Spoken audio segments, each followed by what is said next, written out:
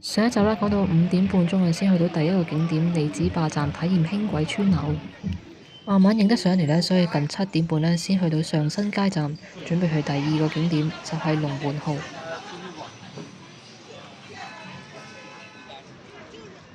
龍門號嘅對面馬路呢，就係夏浩里，咁一間咧都會去買嘅。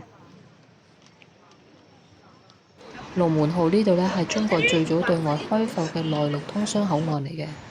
自從開埠咗之後啦，大量嘅西方文化咧就湧入呢個山城嗰度，出現咗大量倉庫、工廠啊、酒吧啊、俱樂部等等呢啲典型嘅西方建築，再加上呢度獨特嘅山地環境，形成咗重慶民國時期建築文化嘅重要組成部分。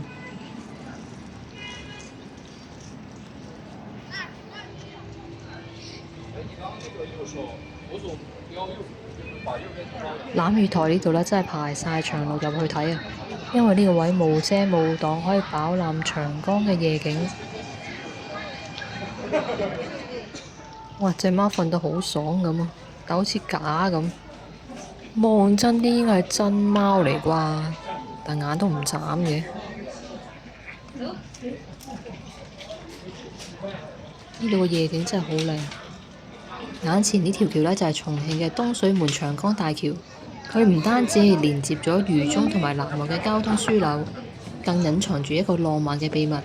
因為佢個主跨係520米，所以象徵住和藹尼嘅意思。晚餐時間嚟到重慶食嘅第一餐，經過見到呢間酒廊咖啡啲嘢食好似唔辣喎，咁啊入去啦。不過少少恐怖啦，成間嘢都冇食客嘅，位置任揀，咁梗係坐喺有禪篷嘅室外，咁就可以近距離欣賞到東水門大橋嘅靚景。而家見到樓下啲白色嘅屋仔呢，都係一啲餐廳嚟嘅。而遠望呢，會見到長江索道，見唔見到呢個好細嘅發光車廂？而家喺度慢慢咁滑過呢個江面。而有住金色外觀嘅雙子塔嗰度呢，就係喜來登酒店，旁邊嗰個呢，就係長江國際。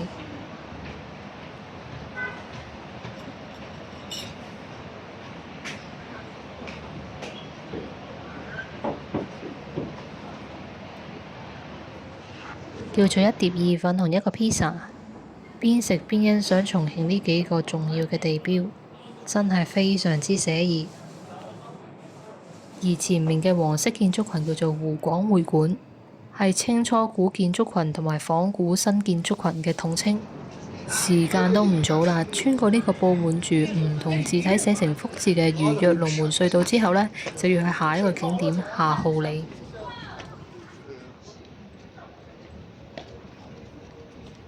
雖然龍門號同夏浩里嘅距離係非常之近，大概10分鐘路程左右，文化背景亦都相似，但嚴格嚟講呢，都係兩個獨立嘅景點嚟嘅。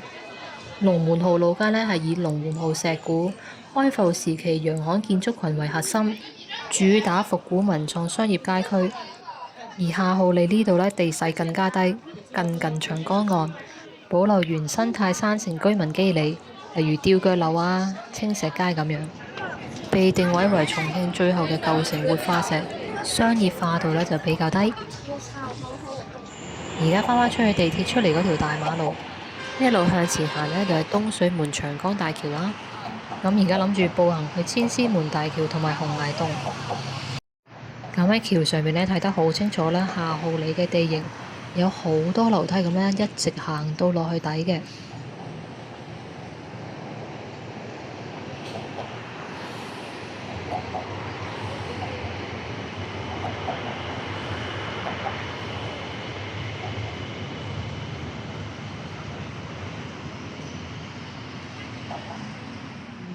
哇！個夜景真係靚到揼一聲。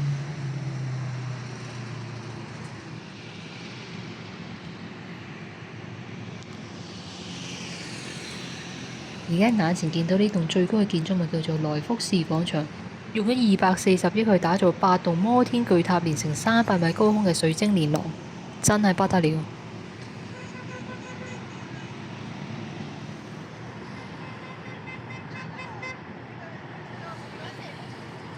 而面前呢個紅色橋呢，就係叫做菜園壩長江大橋，係世界跨度最大嘅空軌兩用鋼箱拱橋嚟嘅。手指指住嗰度呢，就係長江索道嗰個車廂。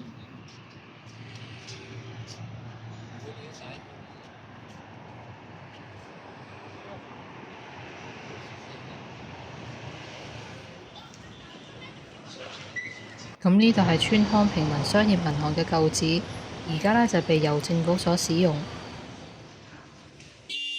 對面似係羅漢寺啦，咁後日會再嚟過呢度嘅。終於嚟到千絲門大橋啦！驟眼望落去呢，我就覺得佢同東水門長江大橋就差唔多，但係千絲門個朵就響好多，因為佢鄰近重量級景點洪崖洞。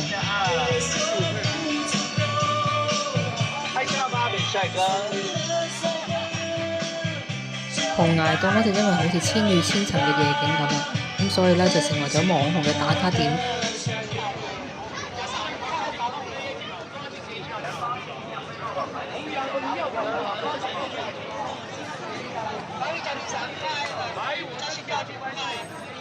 嗱，呢度明明寫住景區嘅免費入口啦，但係你見唔見完全冇人喎？因為有幾個人守喺呢個免費通道嘅入口呢，就講話就熄燈啦，落唔到去啦，等 lift 都等成粒鐘啦，完全係誤導人。我以為呢個景區就嚟要閂啊！聽佢廢噏得嚟，真係阻晒啲時間啊！唔熄燈都變熄燈，所以照衝入去嗰個通道，睇下落唔落到嚟。咁結果係落到嚟嘅，但係落嚟嗰下呢，真係好辛苦。佢係有3部 lift 嘅，逼人到不得了啊！lift 門都未開盡，裏邊嘅人亦都未出嚟，喺 lift 外嘅人已經湧晒入去。每一部 lift 咧都係響住超載警報咧咁樣去行駛嘅，從未試過搭一程 lift 咧係熱到由頭濕到落腳趾尾。超載警報已經響緊啦，但係仲要層層停，見唔見到嗰種多人嘅程度？其實我就冇閒情去考過佢有冇樓梯啦，我寧願行樓梯踩翻上11樓都好過同呢啲人逼 lift 咯。而個驚險嘅程度咧就係我入到 lift 啦。但係層層停，層層都有人想湧入嚟，層層都關唔到個 lift 門喎。隔 lift 咧又如常響起超載警報，啲人就教到咧必須要有一個人先出咗個 lift 再入返嚟，出入入嗰個就係我啦，因為我係最遲一個湧咗入 lift。好在冇人趕我走，終於有驚無險嚟到今日最後一個景點解放碑。啲人話冇嚟過解放碑，真係冇嚟過重慶咁話喎。今次重慶半日遊咧就去到7個景點，簡直係時間管理大師啊！我覺得已經利用咗最短嘅時間去咗最多嘅景點。雖然唔係每一個景點咧都可以親身去得到啦，有啲景咧遠望打個卡咧就其實已經好足夠。對重慶嘅印象咧就覺得呢度咧係非常之多梯級嘅不夜山城，設備方面比較古舊，多數都冇 lift 或者電梯嘅。